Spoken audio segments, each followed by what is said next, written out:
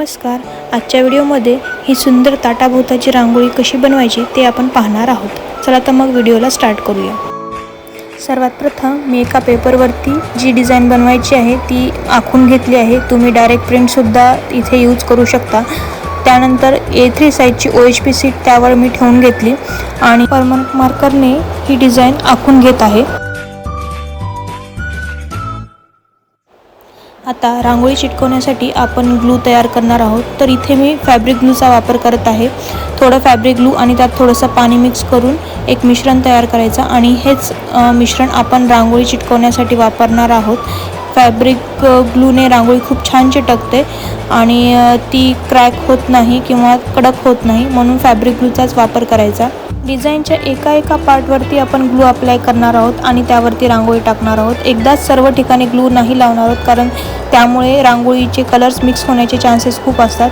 त्यामुळे एकावेळी एकच पार्ट आपण कव्हर करणार आहोत. व्हिडिओत दाखवल्याप्रमाणे ग्लूवरती रांगोळी टाकून पेपरच्या सहाय्याने त्याला व्यवस्थित प्रेस करून घेत आहे मी, ज्यामुळे काय होईल की रांगोळी व्यवस्थित चिटकेल. पेपरने प्रेस केल्यावर उरलेली एक्स्ट्राची रांगोळी वेगळी काढून घ्यायची आणि त्यानंतर बाकीच्या पार्टवरती ग्लू अप्लाय करून पिंक कलर जो आहे तो मी टाकून घेत आहे.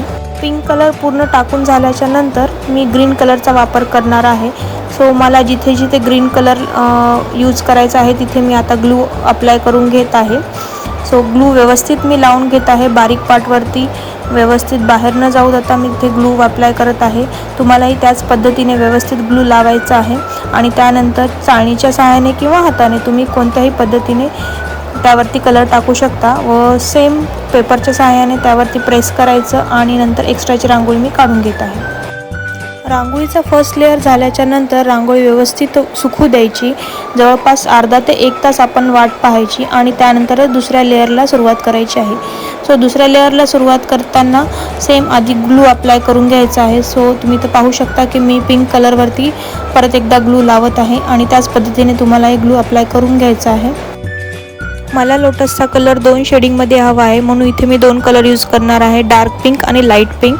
सो डार्क पिंक मी बॉर्डरसाठी यूज करत आहे आणि लाईट पिंक मी आतमध्ये शेडिंग करणार आहे. सो तुम्ही पाहू शकता आधी मी डार्क पिंक यूज केला आहे, पूर्ण बॉर्डर कवर केली आहे लोटसची आणि त्यानंतर मी आतमध्ये पिंक कलर टाकला आहे. त्यानंतर पेपरच्या सहाय्याने वरती व्यवस्थित प्रेस करून एक्स्ट्राची रांगोळी काढून घेतली आहे आणि याच पद्धतीने मी सर्व लोटसला शेडिंग करत आहे. माझी लोटसची शेडिंग झाली आहे. आता पानांना डबल कोटिंग करायचं आहे. सो तिथे मी ग्लू अप्लाय करत आहे आणि सगळीकडे ग्लू अप्लाय करून ग्रीन कलर टाकून घेणार आहे. पानांना मला कुठलीही शेडिंग नको आहे, सो मी एकच कलर यूज करत आहे.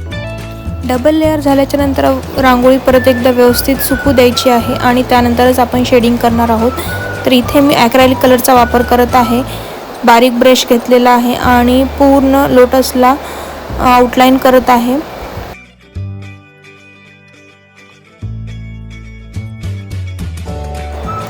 पानांना सुद्धा इथे मी शेडिंग करत आहे. डार्क ग्रीन कलरचा वापर केला आहे पानांना शेडिंग करण्यासाठी. तुम्ही पाहू शकता, तुम्हाला हवा तो कलर तुम्ही यूज करू शकता शेडिंगसाठी. आणि त्यानंतर रांगोळीला आणखीन थोडंसं आकर्षक बनवण्यासाठी मी इथे कुंदनचा वापर केला आहे. तो आपली सुंदर अशी ताटाभोवताची रांगोळी तयार आहे. याचा फायनल लुक तुम्ही पाहू शकता. व्हिडिओ कसा वाटला आम्हाला नक्की कमेंट करून सांगा आणि चॅनलवरती नवीन असेल तर प्लीज चॅनलला सबस्क्राईब करा. परत भेटू पुढच्या व्हिडिओमध्ये. Bye bye.